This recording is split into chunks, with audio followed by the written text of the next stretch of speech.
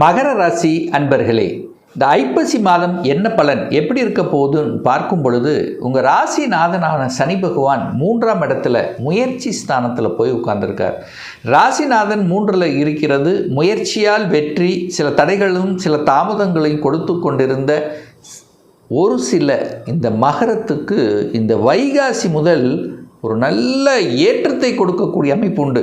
ஏற்கனவே 7.5 சனி முடிஞ்சிருச்சு, ஆனால் இன்னுமே நமக்கு ஒரு பெரிய ஒரு ஹைக் இல்லை, ஒரு பெரிய வளர்ச்சி இல்லை என்று நினைத்து கொண்டிருக்கக்கூடிய மகரத்துக்கு இந்த குரு பயிற்சிக்கு அப்புறம் நல்லா இருக்க போகுதுன்னு சொல்ல வரேன்.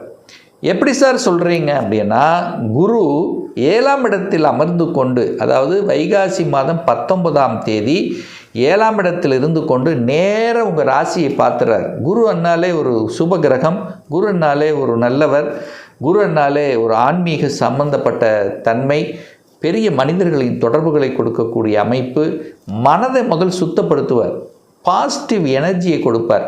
அந்த குரு உங்கள் ராசி அதிபதியான சனி பகவானையும் பார்க்குறார். ராசியும் பார்க்குது, ராசி அதிபதியும் பார்க்குது. அப்போது மனசு நல்லா இருக்க போகுதுன்னு அர்த்தம்.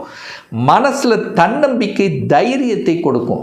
அதே சமயத்தில் இந்த வைகாசி மாதம் 25ஆம் தேதி சுக்கிரனும் பார்க்க போகிறார் உங்களை. அதாவது சுக்கிரனும் 6ஆம் இடத்திலிருந்து 7ஆம் இடத்துக்கு வந்து 7லிருந்து நேராக 2 சுபகிரகங்கள் உங்கள் ராசியை பார்க்கக்கூடிய ஒரு அற்புதமான ஒரு மாதம் இந்த வைகாசி மாதம். ஏன்னா சுக்கிரன் யோகத்தை தரக்கூடியவன், 5க்கும் 10க்குரியவன், நல்ல மாற்றத்தை கொடுக்க காத்து கொண்டிருக்கிறது. யாருக்கு? இந்த தனுஷ், அதாவது இந்த மகரம் ப்ளஸ் மகர லக்னம். அப்போது சுக்கிரனும் உங்களை பார்க்குறார், குருவும் பார்க்குறார்.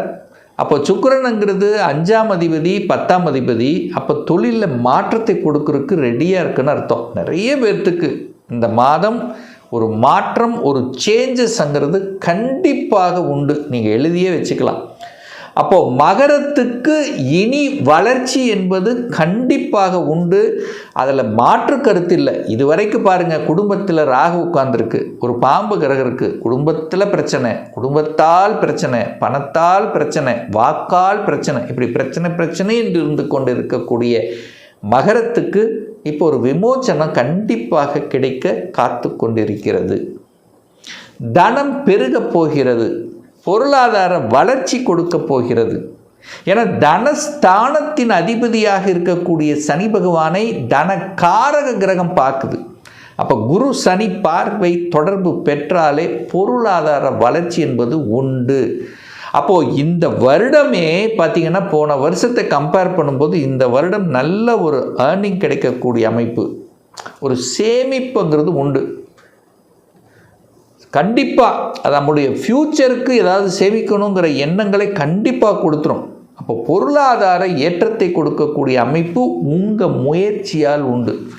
இது வரைக்கும் ஒரு டல்லாக, ஒரு சோம்பேறித்தனமாக என்ன செய்கிறதுன்னு தெரியாமல் இருந்தவர்கள், ஒரு ரூட்டே தெரியல, ஒரு ஏதோ ஒரு மாதிரி ஒரு வளர்ச்சி இல்லாத மாதிரி என்ன செய்கிறதுன்னு தெரியாமல் இருக்கக்கூடிய மகரத்துக்கு இனி இதுதான் ரூட்டு, இப்படித்தான் நீங்கள் செய்ய போகிறீங்க, இப்படித்தான் பண்ண போகிறேன் அப்படிங்கிறது தெளிவான டிசிஷன் எடுக்கக்கூடிய ஒரு மாதமாக இந்த வைகாசி மாதம் அமையப்பெறும். புதிய ஒப்பந்தம் எதிர்பார்த்து காத்து கொண்டிருப்பவர்களுக்கு புதிய ஒப்பந்தம் கிடைக்கும். டிராவல் உண்டு. கண்டிப்பாக 3ஆம் இடம்ங்கிறது சிறுதூர பிரயாணங்கள், ஒரு சிறுதூர பிரயாணங்கள், தூரதேச பிரயாணங்கள், சென்று வரக்கூடிய அமைப்பு உண்டு. ரிஜிஸ்ட்ரேஷன், ஏதாவது ஒரு ஒப்பந்தம், வீடு வண்டி வாகனங்கள் வாங்குவதற்குண்டான யோகம் இருக்கான்னு கேட்டிங்கன்னா நிச்சயமாக உண்டு. வீட்டுக்கு காரக கிரகம் செவ்வாய், நிலத்துக்கு காரக கிரகம் செவ்வாய் பார்த்திங்கன்னா ஆட்சி பலத்தோட 4ஆம் இடத்துல சுகஸ்தானத்தில் வலிமையாக இருக்கார். சுக்கிரனும் உங்களை பார்க்க போகிறார். அப்போது சுகமாக ஏதாவது ஒன்று செய்யணும். அப்போது ஒரு வாகனம், ஆசைப்பட்ட வாகனம் வாங்கணும், ரைட், வாங்கிக்கலாம். ஒரு இடம் வாங்கணும், ரொம்ப நாள் ஆசை, வாங்கலாமா? வாங்கலாம். இடத்தை வாங்கி போடுறது, நிலத்தை வாங்கி போடுறது, வீட்டை ஆல்ட்ரு பண்ணுறது, தாய்க்கு ஏதாவது நல்லது செய்கிறது, செவ்வாய் சம்மந்தப்பட்ட அந்த செவ்வாய் என்னாலே அதிகாரம், செவ்வாய் ஆட்சி இல்லை, 11க்குரியவன் அல்லவா. அப்போது இடத்தை வாங்கி போட்டால் லாபம் உண்டுன்னு அர்த்தம். இடத்தின் மூலமாக லாபம் நிச்சயமாக இந்த மகர ராசி என்பவர்களுக்கு ஏற்படுத்தும். எப்போவுமே ஒரு இடம் இருந்ததுன்னா அந்த இடத்தின் மூலமாக உங்களுக்கு ஒரு மதிப்பு, மரியாதை, ஒரு லாபம் அப்படிங்கிறது கண்டிப்பாக உண்டு. 5ஆம் இடத்துல பூர்வ புண்ணிய ஸ்தானம், பஞ்சம ஸ்தானம் என்று சொல்லக்கூடிய 5ஆம் இடத்தில் சூரிய பகவான் உட்கார்ந்திருக்கார். 5ஆம் இடத்தில் சூரியன், புதன் 6ஆம் அதிபதி 8ஆம் அதிபதி இணையுது. அப்போது உஷ்ணம் கண்டிப்பாக இருக்கும், ஒரு ஹீட் இருக்கும். குழந்தையினுடைய ஹெல்த்தில் அந்த பிரச்சனை இந்த பிரச்சனை ஏதாவது நொயின்னு இருக்கக்கூடிய இவங்களுக்கெல்லாம் இந்த மாதத்தினுடைய இறுதியில் அதுக்கு சூப்பராக சரியாயிரும். ஒரு ஹெல்த் பிரச்சனை இருக்குது குழந்தைகளுக்கு அப்படின்னு வருத்தப்பட்டு கொண்டு இருக்கக்கூடிய அத்தனை இந்த மகர ராசி என்பவர்களுக்கும் சரியாக உண்டான வாய்ப்புகள், சந்தர்ப்பங்களை ஏற்படுத்தி கொடுக்கும். 6ஆம் இடம் அப்படிங்கிறது கடன், நோய், எதிர்ப்பு, பகையை தரக்கூடிய இடம் அல்லவா? அப்போது நிச்சயமாக 6ஆம் அதிபதி 6ஆம் இடத்திலே வந்து உட்கார்றார். அப்போது ஹெல்த்தை டேக் கேர் பண்ணணும் அப்படிங்கிற எண்ணங்களை கொடுத்தோம். அப்போது ஹெல்த் பிரச்சனை இருக்கிறவங்களுக்கு ரொம்ப அதிகமாக ஒரு எடுத்து பார்த்து அதை வெற்றி பெறக்கூடிய அமைப்பு உண்டு. போட்டித் தேர்வுகளில் வெற்றி அடையக்கூடிய யோகம் என்பது உண்டு. நிறைய மகர ராசி என்பர்கள் ஒரு அரசாங்க எக்ஸாம் எழுதணும், அதில் சக்ஸஸ் ஆகணும், செட்டில் ஆகணுங்கிற எண்ணம் இந்த மாதம் நிச்சயமாக ஏற்படுத்திடும். ஏன்னா 6ஆம் அதிபதி 6ஆம் இடத்துல இருக்குது. அப்போது வலிமை பெறுகிறது. 6 வலிமை பெற்றாலே வெற்றி தான். நிறைய பேர் மெடிக்கல் சார்ந்த விஷயத்தில் கூட எண்ணங்களை கொடுக்கும்.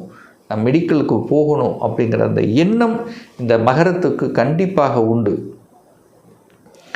அதே சமயத்தில் இந்த கடன் விஷயம் இருக்குது, கடனை கட்டிடலாம் அல்லது கடனை வாங்கணும், இடம் வாங்குறதுக்கு கடனை வாங்கணும். ஸோ இதெல்லாம் எந்த இடத்துல கேட்டாலும் கடன் கிடைக்கும்.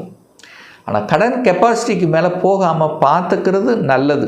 யாருக்கு? இந்த மகர ராசி என்பர்கள்.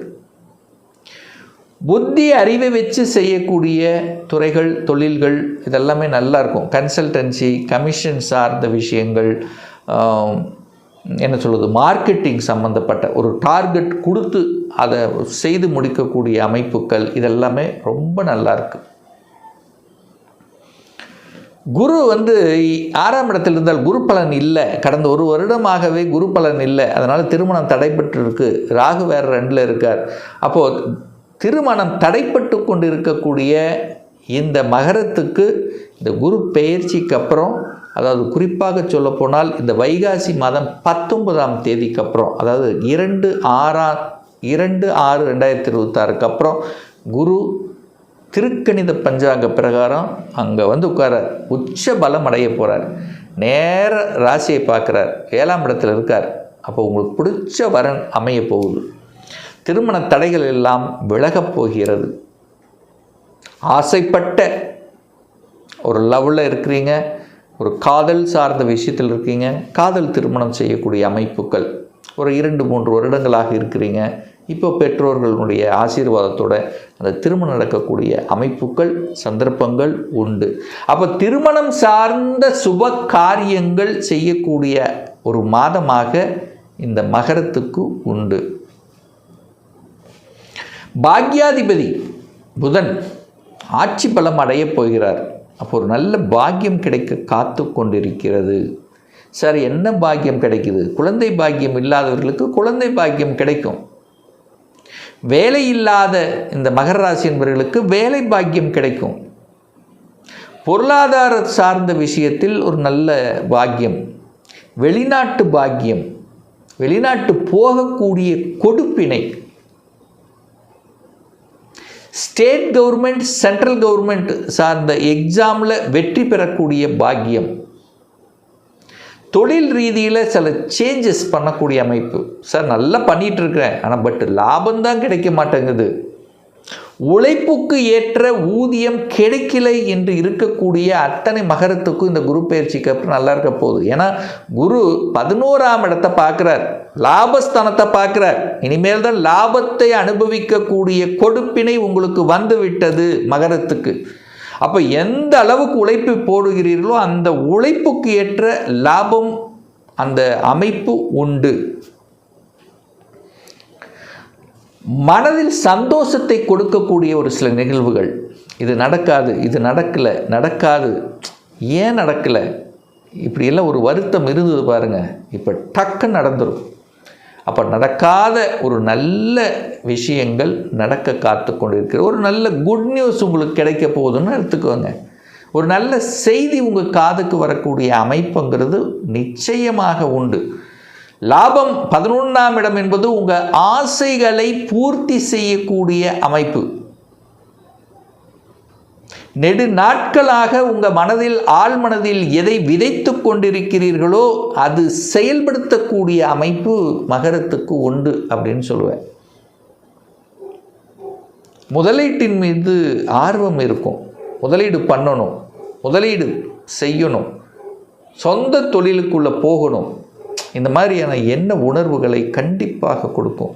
ஸோ ஆக மொத்தம் இந்த மாதம் ஏற்றத்தை கொடுக்கக்கூடிய, வளர்ச்சியை கொடுக்கக்கூடிய, மனதில் தெம்பை கொடுக்கக்கூடிய ஒரு நல்ல மாதம் இந்த வைகாசி மாதம்.